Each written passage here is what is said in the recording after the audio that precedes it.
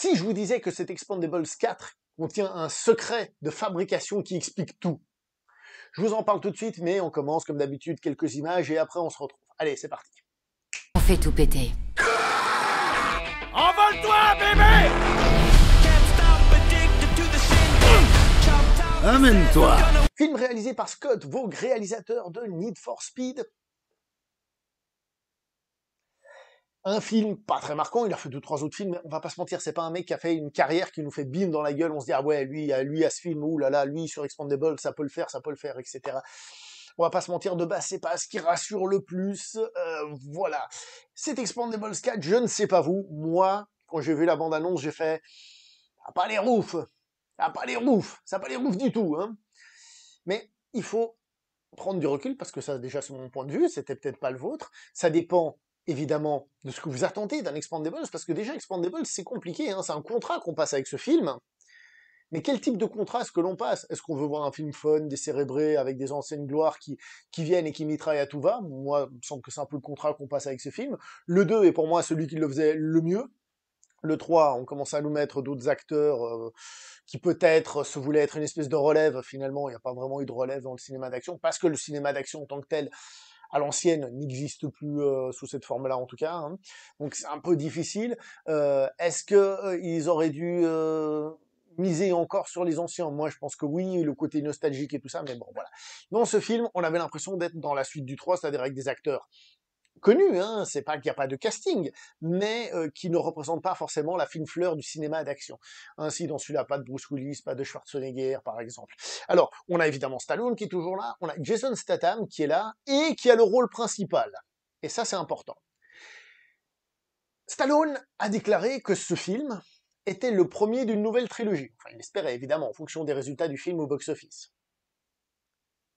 Il faut savoir que plusieurs idées ont été creusées, mais une qui explique beaucoup de choses sur ce film, c'est que, en fait, ce film, avant d'être Expendables 4, il avait un autre nom. Je rappelle que le personnage de Jason Statham dans cette saga s'appelle Christmas. Et le film devait s'appeler A Christmas Story. Littéralement une histoire de Noël, mais Christmas, son nom, quoi. Vous l'aurez compris, ce film, à la base, était un spin-off de la saga centrée sur le personnage de Jason Statham. Ce qui veut dire que l'ambition est quand même vachement moindre, même économiquement. On rappelle que le 3 a moins fonctionné aussi et tout ça. D'où le visuel.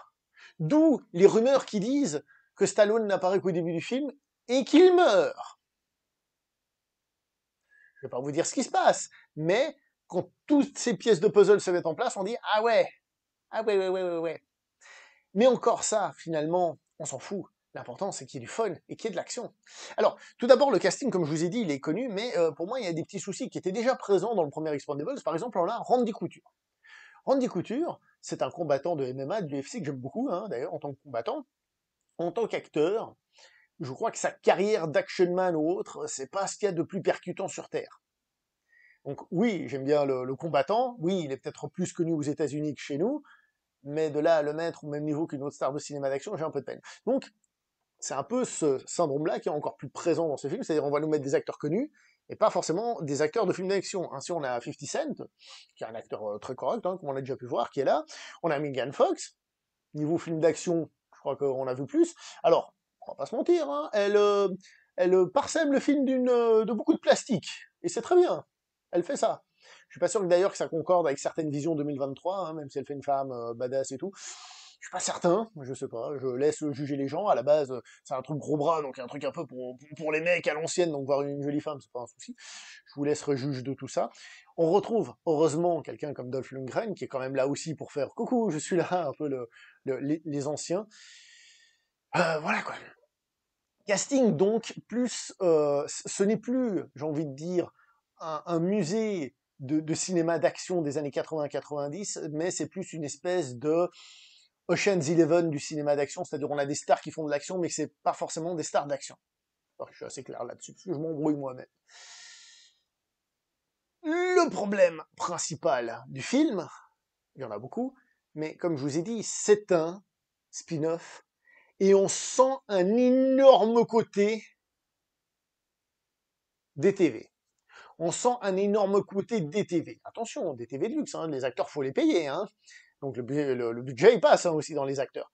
mais il y a un côté DTV là-dedans. C'est-à-dire qu'on sent la régression au niveau de la production design, qui est ultra violente, Les effets spéciaux du film sont dégueulasse. Je suis désolé, c'est dégueulasse dans un film d'action, je le répète, hein, film d'action où il y a des explosions, où il y a des cascades, il faut qu'on y croit un minimum. Et ben là, ça fait dégueulasse. DTV, franchement, il y a plein de trucs qui vont pas niveau effets spéciaux, enfin, mais beaucoup, hein, pas un peu, beaucoup. Et franchement, ça sert pas le film. Ça lui donne vraiment cette astuce de petit film à petit budget, fait vraiment limite à contre-cœur, mais même pour les producteurs, genre limite, ouais, bon, on le fait parce que voilà. J'avais entendu dire qu'il était prévu à la base sur une plateforme et que ça a été annulé. Alors j'ai pas réussi à retrouver cette information-là. Ça m'étonne pas. On est dans un film, on va pas se mentir, bas de gamme. Après, comme je vous ai dit, quel est le contrat que vous signez avec Expandables? Parce qu'Expandables, ça sert beaucoup d'acteurs, mais c'était pas non plus le plus grand film d'action de tous les temps, que ce soit niveau mise en scène, niveau scénario et tout ça. On peut surkiffer, il n'y a pas de souci. Mais on est d'accord, on n'était pas dans un sommet du genre. C'était plus un plaisir qu'on avait de retrouver ces gens-là. Donc si vous visez pas très haut à ce niveau-là, le film, alors je vais pas dire qu'il fait le café, mais il y a l'eau courante. C'est bien ça, il fait pas le café, mais au moins il y a l'eau, vous voyez. Maintenant vient la mise en scène des scènes d'action. Alors, c'est pas si catastrophique que ça en fait. C'est pas bon, mais c'est pas si catastrophique. Il y a plusieurs plans intéressants, il y a même plusieurs enchaînements de plans intéressants. Quelquefois, tu te dis, coupe juste un petit peu après. Tu vois, par exemple, le plan est intéressant, tac, tac, et il coupe, non. Alors, certaines coupes sont normales, mais certaines un petit peu trop. C'est un petit peu dommage. Et il y a certains passages qui sont mal filmés. Mais je suis même pas énervé, parce qu'en fait, ce mal filmé, c'est le mal filmé basique que j'attendais de ce genre de film. Par exemple, au bout d'un moment, il y a le personnage interprété par Tony Jaa, qui se bat contre, on va dire, l'homme de main, du méchant, en gros, hein, grosso modo, qui après va être aidé par un autre personnage. Bah là, c'est filmé. Enfin, c'est monté avec le cul, c'est surcoupé, on voit rien. Au bout d'un moment, il y a censé avoir une cascade super cool. Elle est montée pour enlever toute la coolitude de la cascade qu'il peut y avoir là-dedans et tout. C'est un exemple de scène qui a du potentiel au niveau de la chorégraphie, mais qui au niveau de l'exécution est vraiment pas ouf, pas ouf. Donc les scènes d'action sont parfois ratées, et parfois elles sont quand même mieux que prévu au niveau de la mise en scène et tout. Sérieusement, c'est pas aussi dégueulasse que ça. Mais, rappelez-vous, je vous ai parlé des effets spéciaux qui viennent appuyer le truc vers le bas. Appuyer le truc vers le bas. Au niveau du scénario, le scénario, on s'en fout. On s'en fout, quoi. Je veux dire, c'est pas un film qui nous propose un scénario, enfin, intéressant, ni on attendait un scénario intéressant dans ce film, quoi. Je vais dire, il y avait rien de spécial à attendre, rien de spécial à voir, voilà, on s'en fout. N'empêche que, voilà, on s'en fout, il est pas bon, enfin, il passe partout, on s'en fout.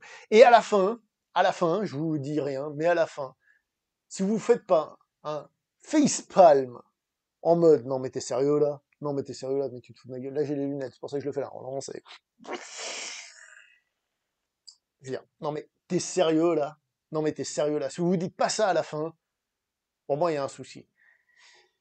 Après, le film, il souffre évidemment de tout ce qui est cinéma moderne, on se la joue cool tout le temps, on se la joue tranquille, on se la joue sympa, on fait des blagues et tout est toujours tellement léger qu'il n'y a rien qui est pris au sérieux. Ce n'est certes pas la saga pour faire cela, même si le premier avait tendance à le faire un peu. Là, on est dans une saga vraiment second degré et tout, mais c'est un peu le cinéma qu'on se mange actuellement, en mode DTV, en mode effets spéciaux dégueulasses. Faut vraiment être fan de cinéma d'action pour apprécier un peu le côté mise en scène bien foutu. Pour le reste, voilà. Je pense que certains vont le trouver divertissant, les autres vont le trouver nul à chier. Et voilà, quoi. Il n'y a pas grand chose à dire sur le film en lui-même. Hein. Voilà.